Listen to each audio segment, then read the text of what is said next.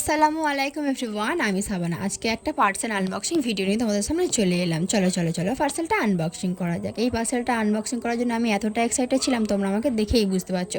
কাঁচিটা বারবার শুধু আমার হাত থেকে পড়ে যাচ্ছিলো। আনবক্সিং করতে করতে আমি শুধু ভয় পাচ্ছিলাম যে যেমন দেখে অর্ডার দিয়েছিলাম তেমন আসবে, তো যদি না তেমন আসে আমাকে আবার রিটার্ন করতে হয়। কিন্তু না, আলহামদুলিল্লাহ জিনিসটা যেমন দেখেছিলাম তেমনই এসেছে।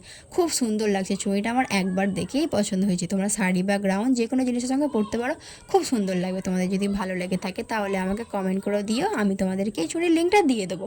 আমার আগের একটা ভিডিওতে দুটো বোন বা দিদি, জানি না কে হও, আমাকে কমেন্ট করেছিল চিংড়ি মাছের বিরিয়ানির রেসিপিটা শেয়ার করতে। আমি যখন আব্বুদের বাড়িতে ছিলাম তখন ওই রেসিপিটা তো করেছিল, আমার ভাবি রান্না করেছিল। আমি বাবুদেরকে নিয়ে খুবই ব্যস্ত ছিলাম, আমি ভাবির কাছে আসতে পারিনি।